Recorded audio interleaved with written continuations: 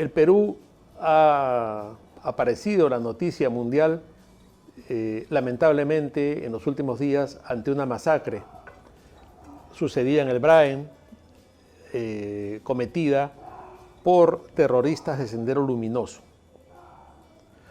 Usted pensaba que Sendero había sido derrotado, efectivamente había sido derrotado en lo militar hace ya varias décadas, pero Sendero siguió funcionando ideológicamente y se infiltraron en las universidades, en los sindicatos, hicieron una alianza con el narcotráfico en el Braen y se han convertido en un brazo armado del narcotráfico. Ahora hay un narcoterrorismo, pero ideológicamente sigue siendo el mismo terrorismo que nos bombardeó en los años 80 y que destruyó al país y responsable de miles de muertes en el país. Entonces, hay gente que se sorprende de lo que ha pasado en el Braen. No es sorprendente. Recordemos que en el año 80, en 1980, el primer atentado que hizo Sendero Luminoso, con lo cual se dio a conocer, fue en el poblado de Suchi, en Ayacucho, cuando destruyeron las ánforas y se dieron a conocer como enemigos justamente del sistema democrático. Años más tarde, en otras elecciones, atentaron contra la vida del presidente del jurado de elecciones, ¿no? Y así en cada elección han ido apareciendo con atentados, porque es una forma de manifestar su posición ideológica y política frente a un sistema que desprecian, que es la democracia. Entonces vamos a tener que siempre que haya elecciones, mientras esta lacra mantenga algo de vida en el Braen o en cualquier otra parte del país, que van a seguir apareciendo porque así manifiestan su ideología, amenazando a la gente para que no vaya a votar, amenazando a la gente para que se acomode a un modelo trasnochado, absurdo, que no quiere que usen celular, que no quiere que usen tales zapatos, que todos se vistan igual. Claro, es lo que hizo Mao Zedong en China con la revolución cultural, que vistió a todos igual, y es lo que quieren hacer y es lo que hemos visto que sucede ahora en el Braen y que puede suceder en todo el país. Tenemos que estar alertas a esto y no dejarse amedrentar por estos delincuentes y asesinos. Vamos a ver un pequeño video sobre lo que ha sucedido en el Braen para luego seguir comentando este tema tan triste y tan lamentable. Yo me escapaba por mi cuarto, por la ventana. Subí al techo, del techo me saltaba. Yo no tengo familia acá. Yo me escapaba por mi cuarto, por la ventana. Subí al techo, del techo me saltaba. ¿Qué les dijeron? Nada, ya yo no sé nada. Así empezó a disparar y ya sin hablar, sin nada.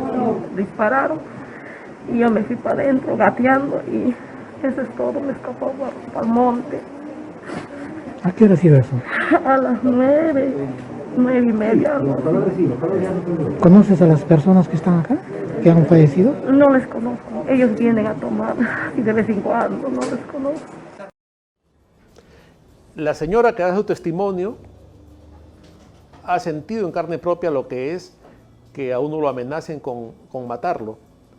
De alguna manera, todas las personas en el Perú, mayores de 40, 45 años, tienen memoria de lo que es vivir con esa amenaza permanentemente.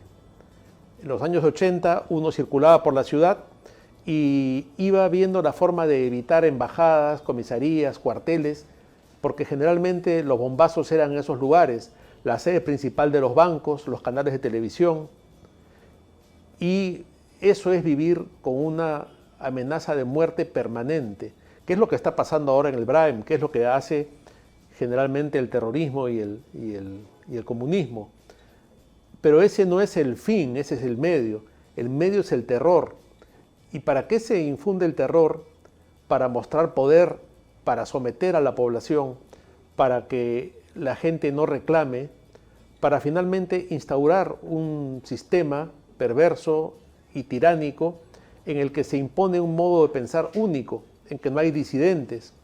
Ese es el problema del totalitarismo. El totalitarismo desprecia la democracia, desprecia a la sociedad y lo que hace es acabar supuestamente con la desigualdad, pero la desigualdad no se acaba aplanándolo todo hacia abajo y destruyendo a la gente y viendo cómo se acaba con la familia, con la sociedad, con la propiedad, con la libertad, para imponer un modo de pensar único, ¿no? La desigualdad y la injusticia se debe acabar dentro de un sistema democrático en que se propicie la riqueza, se propicie el trabajo, la inversión, y se busque efectivamente como un objetivo la igualdad de todos ante la ley, pero no saltando por encima de otros derechos. Por encima de todo está el derecho a la vida, el derecho a la libertad, y la propiedad, bien entendida, la propiedad privada, es una extensión, una prolongación de la libertad del hombre. Y esa libertad nos permite tener acceso a la propiedad. Entonces no puede venir por ahí ningún tirano, ni un aprendiz de tirano, a decir, como el señor Chávez decía en Venezuela, exprópiese. Esa casita con 2 balcones, ¿de quién es? De fulano, exprópiese.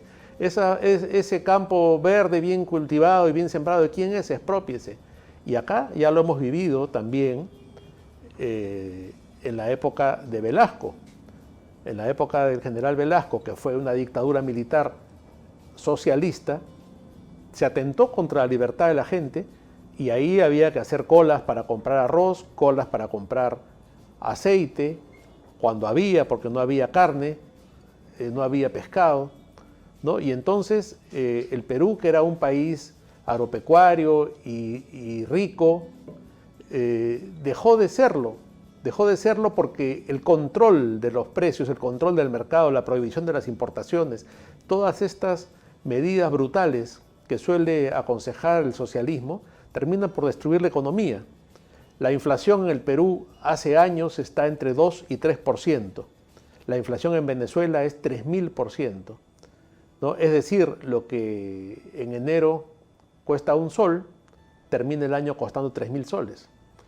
¿No? Sin embargo, un sueldo en Venezuela de 6, 7 u 8 dólares no alcanza para nada. Entonces la gente, disminuida en su dignidad, atropellada por un Estado totalitario, termina viviendo de cupones, de vales y de esta conmiseración, de esta limosna que le da un Estado totalitario, en que todos son pobres, menos los comunistas que toman el poder, menos los hijos de Chávez, la familia Fidel Castro, ¿no? Y todos estos tiranos que se enriquecen como los Kirchner, como el delincuente Lula da Silva en Brasil, y faltarían manos para contar la cantidad de gobiernos tiránicos, delincuenciales y asesinos que el comunismo ha implantado en el mundo.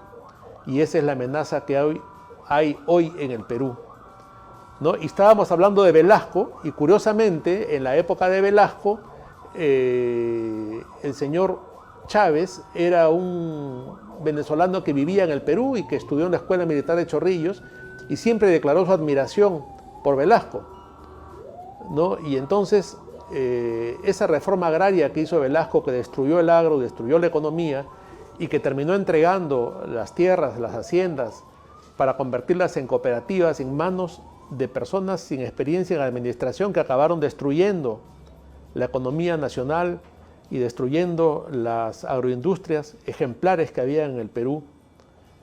Es lo mismo que el señor Chávez, admirador de Velasco, ha desarrollado para destruir Venezuela, uno de los países más ricos del continente y del mundo, convertido ahora en un país miserable.